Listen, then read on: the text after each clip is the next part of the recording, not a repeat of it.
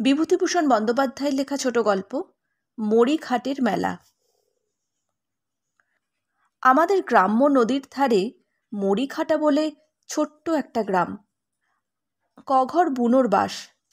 এ জেলায় যখন নীলকুঠির আমল ছিল, দোর্দণ্ড প্রতাপ নীলকুঠির সাহেবেরা টমটম হাঁকিয়ে চলে যেত নদীর পাশের চওড়া ছায়াচ্ছন্ন পথ বেয়ে।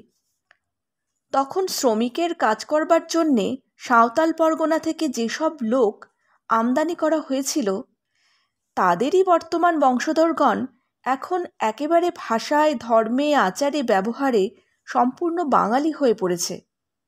এদেশে তাদের বলে বুনো। সমাজের নিম্নস্তরের শেষ ধাপে এদের স্থান। লোকের কাঠ কেটে, ধান মেরে, দিনমজুরি করে এরা জীবিকা নির্বাহ করে। সারাদিন খাটুনির পরে তাড়ি খায়। এই তাড়ি খাওয়ার জন্যেই এরা ঘৃণিত হয় পল্লী সমাজে। পল্লীগ্রামে হিন্দু বা মুসলমান চাষি মহলে মদ কেউ ছোঁয় না। এটা ভদ্রলোকেদের একচেটে ব্যাপার। মরিঘাটা নদীপথে 4 ক্রোশ আমাদের ঘাট থেকে। সেবার মাঘী পূর্ণিমার দিন গঙ্গা স্নানের যাত্রীরা যাচ্ছে কেউ নবদ্বীপে, কেউ গৌরনগরের ঘাটে। উভয় স্থানই বহু দূর আমাদের গ্রাম থেকে। যাদের নিজেদের গরুর গাড়ি আছে, তারা আগের রাত্রে গাড়ি চড়ে চলে গিয়েছে 18-19 মাইল দূরবর্তী গৌরনগরের গঙ্গা তীরের দিকে। অপেক্ষাকৃত সাহসী ও চালাকচতুর যাত্রীরা যাবে ট্রেনে উঠে নবদ্বীপ। রাধা দুধ দিতে এসে বললে, বাবু, গঙ্গা চানে গেলেন না? যে ভিড়, মেয়েদের নিয়ে অত দূরে যাওয়া। তবে মরিঘাটা যান বাবু, নৌকা করে, কত লোক যাচ্ছে। সেখানে গঙ্গা কোথায়? মরিঘাটায় গিয়ে কি হবে?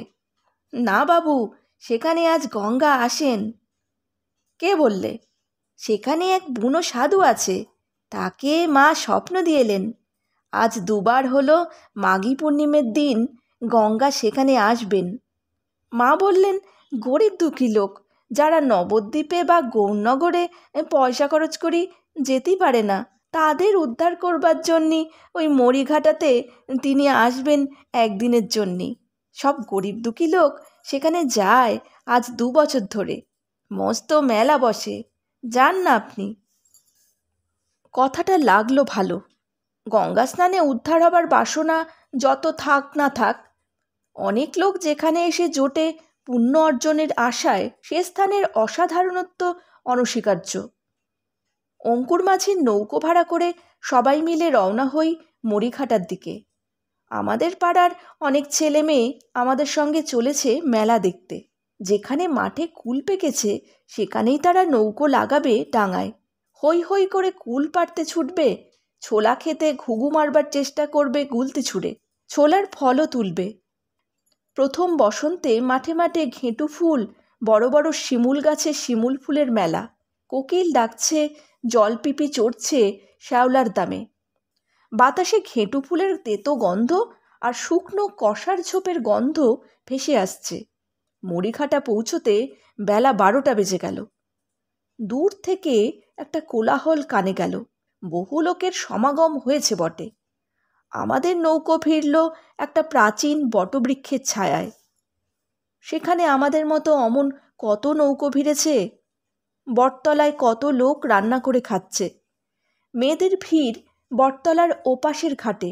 সেখানে সবাই স্নান করছে। গঙ্গা নাকি মাত্র সেই জায়গাটুকুতেই আসবার অঙ্গীকার করেছিলেন সেই বুনো সাধুর কাছে।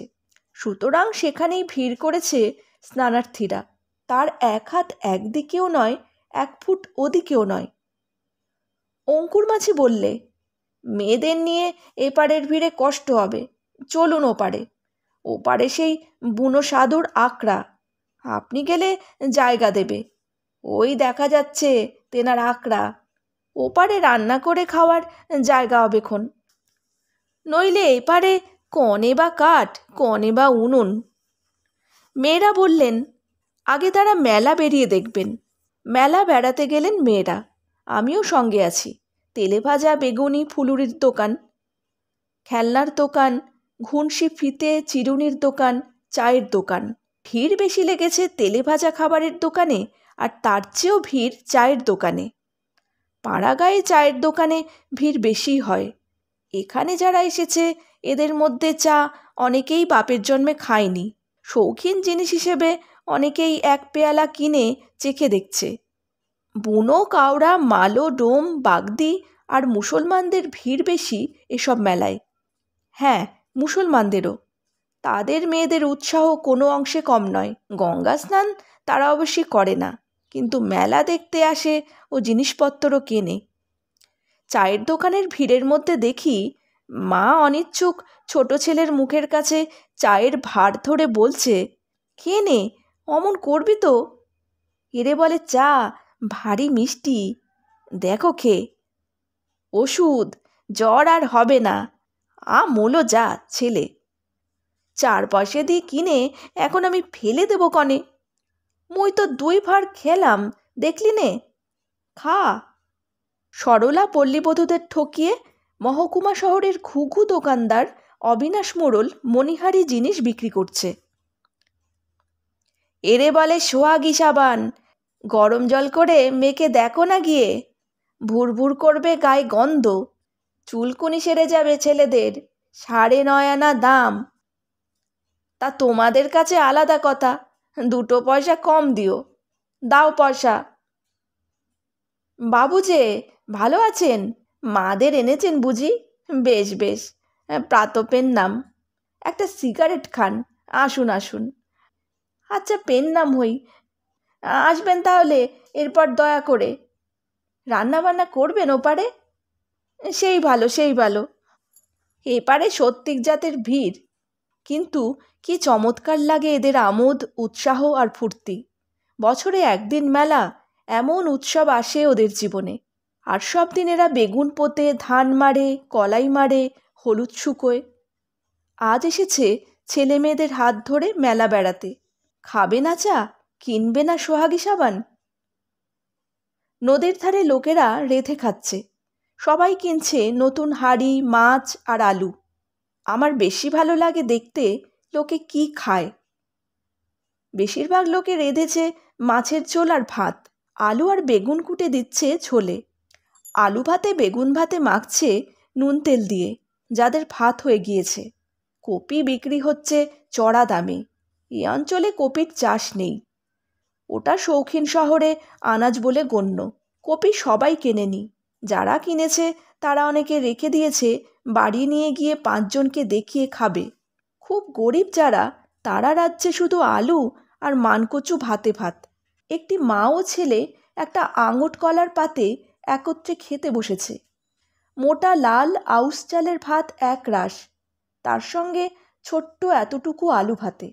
তার পাশেই একদল বড় বড় কই মাছ ভাজছে দেখে ছোট ছেলেটা বলছে, দেখ মা, কত বড় মাছ। কই মাছ খাবো মা। চুপ কর, ওদিকে তাকাতে নেই, খেয়ে নাও। লঙ্কা খাবি?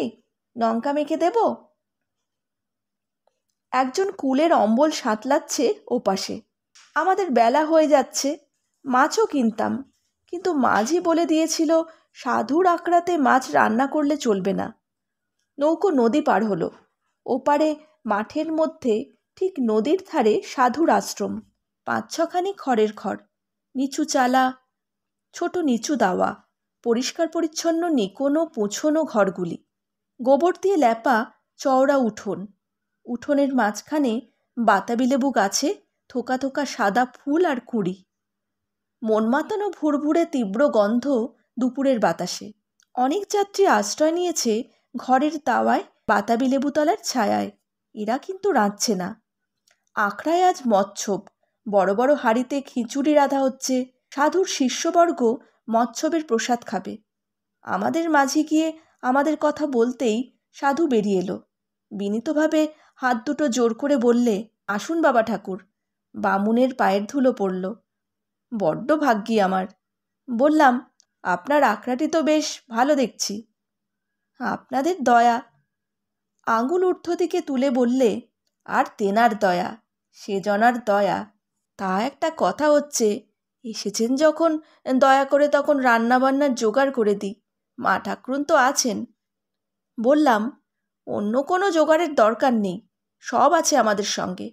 আপনি শুধু রান্না করবার একটা স্থান দেখিয়ে দিন, আর উনুন খুঁড়বার জন্যে দয়া করে একখানা শাবল যদি থাকে তো পাঠিয়ে দিন।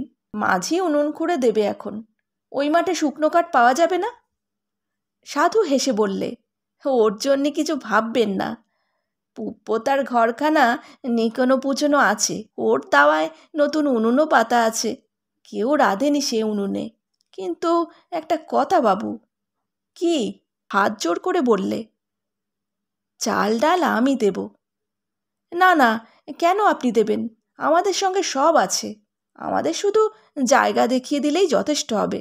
সাধু দুঃখিত হলো, বুঝলাম ওর মুখ দেখে, কিন্তু আর কিছু বললে না। একটু পরে আমরা দলবল শুদ্ধ গাঙের ধারের ঘরখানা দখল করে নিজেদের জিনিসপত্র সেখানে আনিয়ে নিলাম নৌকো থেকে। সাধু নিজে এসে দুখানা নতুন মাদুর বিছিয়ে দিয়ে গেল দাওয়ায়।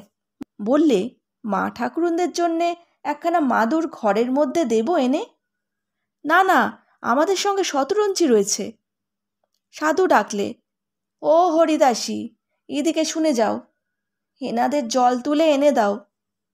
একটা 25-26 বছরের সুন্দর বউ আধঘোমটা দিয়ে এসে দাওয়ার নিচে দাঁড়িয়ে বললে, কি বাবা? এনাদের এখানে থাকো, যা লাগে এনে দাও। তেঁতুলতলা থেকে চেলা করা শুকনো বড়ার কাঠ যত লাগে এনে দাও। মা ঠাকুরুনকে শুধো কি লাগবে। বউটি হাসি মুখে দাওয়ায় উঠে এসে আমার স্ত্রীর সঙ্গে আলাপ করলে। তারপর ছুটল কাঠ আর জল আনতে। বারবার ছুটোছুটি করে সে এটা ওটা আনতে লাগলো। কেননা শেষ পর্যন্ত দেখা গেল অনেক জিনিসই আমাদের আনা হয়নি বাড়ি থেকে। যেমন হাতা আনতে ভুল হয়েছে, জল রাখবার বালতি বা ঘড়া নেই, ডাল ঢালবার পাত্র নেই, শুকনো লঙ্কাও খুঁজে পাওয়া গেল না মশলার পুটলিতে, ইত্যাদি। আমার স্ত্রী অপ্রতিভ মুখে আমার দিকে চেয়ে আমার ঘাড়ে দোষটা চাপিয়ে দেবার চেষ্টায় বললেন, বাব্বা, যে তাড়াতাড়ি তোমার, ওতে কি সুশ্রম খুলে সব জিনিস গোছানো যায়? অত হড়বড়ানিতে মাথা গুলিয়ে যায় না। আমি নির্বিকারভাবে অন্যদিকে চেয়ে থাকি। ইতিমধ্যে সাধু বাবাজি একটা বড় 2.5 সেরা পালি ভর্তি মুড়কি এবং 1 ছড়া সুপক্ক মর্তমান কলা নিয়ে এসে বললে, বাবু, সেবা করুন। এসব আবার কেন? কেন বাবু, আমরা এতই অধমজাত যে আমাদের কোনো জিনিস আপনি নেবেন না? নিচ্ছি তো, জল নিচ্ছি, কাঠ নিচ্ছি, বাসনকোসন নিচ্ছি, তাহলে কি নিলাম না বলুন? খাবার দাবার কেন আবার? তা হোক, আমার আখড়ায় আপনাদের মতো লোক কখনো আসেনি। আমি যাতে বুনো, ভেক নিয়ে বষ্টম হয়েছি, তেনার দয়া। কি বুঝি বলুন? আমার নাম ছিল রামনাল বুনো। আমার বাপের নাম ছিল ছিহরি বুনো। তিনি তবলদার ছিলেন। ভদ্রলোকের বাড়ি কাঠ কেটে সংসার নির্বাহ করতেন। তেনার বয়স হয়েছিল অনেক, এক কম 100 বছরে তিনি মারা যায়। আমার বয়স কত বলুন দেখি বাবু? সাধুর চেহারা বেশ ভালো লাগছিল আমার।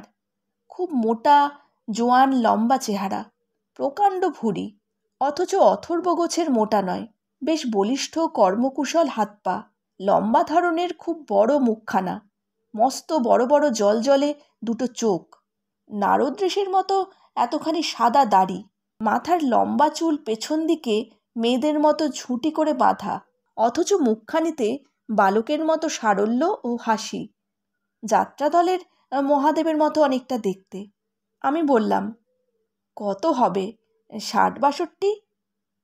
সাধু হেসে বললে, বিশ্বাস করবেন না, 79 বছর যাচ্ছে তেনার দয়ায়। সত্যি আশ্চর্য হবার কথা। এমন মর্দজোয়ান পুরুষটিকে 80 বছরের বুড়ো কোনো ক্রমেই তো ভাবা যায় না। মুখের চামড়া মসৃণ, অকুঞ্চিত বালকের মতো, একটি রেখা নেই কোথাও মুখের। অবশ্যই সেটা খানিকটা সম্ভব হয়েছে মেদবাহুল্যের দরুন। অবাক হয়ে সাধুর দিকে আমি চেয়ে রইলাম। বাবু, বিশ্বাস না হয় অম্বরপুরের কাছারির পুরনো কাগজ দেখবেন। 1301 সালের বন্যের সময় আমি কাছারিতে পেয়াদা ছিলাম।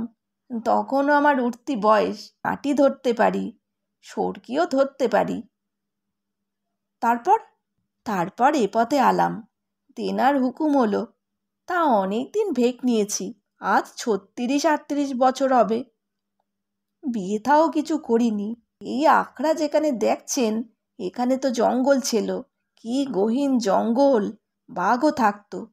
জঙ্গল কেটে আকড়া জমাই। ভালো লাগে, বড্ড আনন্দে থাকি বাবু। শিষ্যি সেবকরা আসে, সন্ধিবেলা জ্যোৎস্না ওঠে। গাঙের ধারের বড় ঘরখানা হলো ঠাকুর ঘর। ওর দাওয়ায় বসে খোল করতাল বাজিয়ে হরির নাম করি। একটা কথা বাবু, পথ চলতি লোক আমার আকড়া এলি ফিরতে পারে না। চাল দেই, ডাল দেই, রেঁধে খাও। আমি ছোট জাত, আমাদের হাতে খাবা না। রান্না বাড়া করো, খাও, মিটে গেল। মানুষের একটু সেবা, তা করবার ভাগ্যে কি আর আমার হবে? তেনার দয়া। বাবু, তামাক সেবা করেন? হ্যাঁ, তবে আমার কাছে বিড়ি আছে, তামুক সেজে আনি, বসুন। নদীর ধারে ক্রমে বেলা পড়ল। সাধুর আশ্রমে ভিড় বেড়ে গেল। মৎসবের কীর্তন শুরু হলো বাতাবি লেবুতলার তলায়। সাধু সব দিকে তদারক করে বেড়ায় আর মাঝে মাঝে আমার কাছে এসে বসে, কিন্তু একদণ্ড সুস্থির হয়ে বসতে পায় না। এ এসে বলে একটা ঘড়া দাও, ও এসে বলে একটা ঘটি দাও। সাধু উঠে উঠে গিয়ে তাদের জিনিস দিয়ে আসছে। যে যা হুকুম করছে তক্ষুনি তামিল করছে। এতটুকু অহংকার নেই, সাধুগিরির দম্ভ নেই, যেন সবারই ও চাকর। অনেক লোক আকড়ার বড় উঠোনে ইতস্তত রেঁধে খাচ্ছে। সবাই মৎসবের ভাত খাবে না বুঝলাম। একবার হরিদাসী এসে বললে, বাবা, নামযজ্ঞ শেষ হয়েছে, কিছু মুখে দেন এবার। সকাল থেকে কিছু খাননি। সাধু বললে, আগে ওদের সকলকে পাতা করে বসিয়ে দাও, আমার খাওয়ার জন্যই ব্যস্ত কেন? তখন বেলা 5টা হবে। আশ্চর্য হয়ে বললাম, সকাল থেকে কিছু খাননি? হরিদাসী বললে, বাবা তো ওই রকম, সন্ধ্যের আগে একবার মাত্র খান। অন্যদিন সকালে পেঁপে খান, কলা খান, আজ তো তাও খাননি। আপনি কিছু না মুখে দিলে আমি খেতে বসতে পারবো না বাবা। সাধু হেসে বললে, আচ্ছা মা, আচ্ছা যা মা, একটু গুড় জল নিয়ে আয়। মালসাভোগ নিবেদন হয়েছে? যা, বাবুদের জন্যে একটা ভালো দেখে মালসা নিয়ে আয় দেখি আগে। 2খানা পাটালি বেশি করে দিয়ে আনিস। বাবুদের মালসাভোগ খেতে কোনো আপত্তি নেই তো? না না, আপত্তি কিসের? হরিদাসী চলে গেল এবং খানিক পরে একটা মালসাভোগ আমাদের সামনে নিয়ে এসে রাখলে। রান্না হচ্ছিল পাশের ঢেঁকিশালের একটা কোণে। হরিদাসী সেদিকে তাকিয়ে বলে উঠল, বাবু, আপনাদের রান্না নেমে গিয়েছে, কলার পাতা কেটে আনি, জায়গা করে দিই, খেতে বসুন, বেলা আর নেই। সে আবার চলে গেল। জিজ্ঞেস করলাম, বউটি কে? ওরা গোয়ালি, কাছেই কামদেবপুরে বাড়ি। আমাকে বড্ড ভক্তি করে, একেবারে যেন 8 জন্মের মেয়ে কি মা। ওরা স্বামী স্ত্রী আমাদের এখানে মৎসবের অন্নভোগ খায়। অনেকেই খায়। আমাদের খাওয়ার সময় সাধু কতবার চেয়ে এলো গেল, হাত জোর করে ঢেকিশালের বাইরে দাঁড়িয়ে রইল। খাওয়ার শেষে যখন হরিদাসী বড় এক বাটি জাল দেয়া দুধ হাতে ঢুকল, তখন আমরা প্রতিবাদ জানালাম। দুধ কেন আবার? হরিদাসী জানালে, এ দুধ তার নিজের হাতে জাল দেয়া, খেতে কোনো আপত্তি হবার কারণ নেই। সাধু বললে, সেবা করুন বাবু, আমি ওরে বলেছিলাম বাবুদের জন্যে 1.5 দুধ আলাদা করে ক্ষীরের মতো জাল দাও, ওদের খাওয়ার খুব কষ্ট হবে। আহারাদির পর বেলা একেবারে গেল। অম্বরপুরের মাঠের বন্য কুলগাছগুলোর পেছনে টকটকে রাঙা সূর্যটা অস্ত যাচ্ছে। লেবু ফুলের সুবাস ছায়াস্নিগ্ধ বাতাসকে মদির করে তুলেছে। শুকনো কাসর ছোপের গন্ধ আসছে গাঙের ধার থেকে। মেলা ফেরত যাত্রীরা আখড়ার সামনে গরুর গাড়িতে উঠে নিজের নিজের গ্রামে রওনা হচ্ছে। খেয়াঘাটে একখানা যাত্রী বোঝাই নৌকো এপারের দিকে আসছে।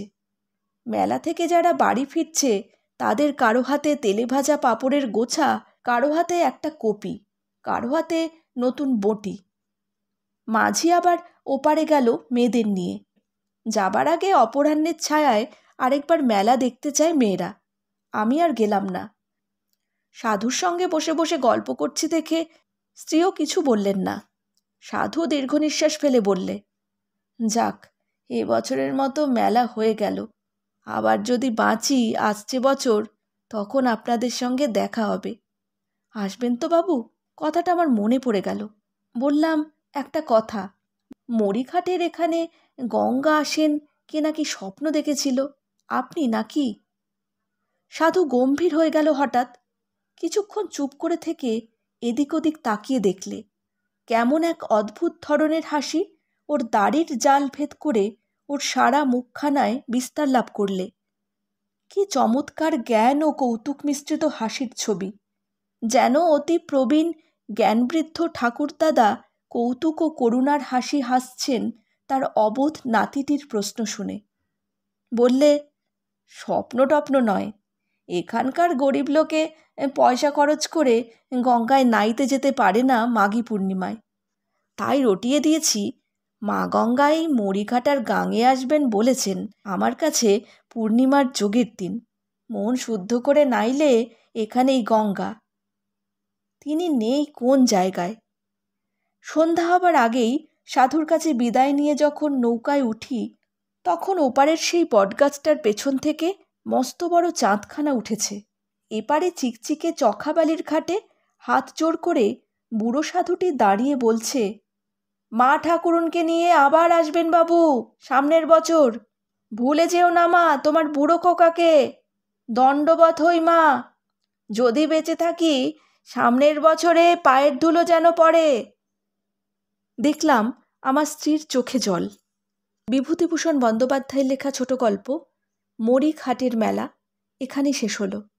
যদি আমার গল্প পাঠ আপনাদের ভালো লেগে থাকে, লাইক, শেয়ার, কমেন্ট আর সাবস্ক্রাইবের মাধ্যমে চ্যানেলটির সাথে অবশ্যই থাকবেন।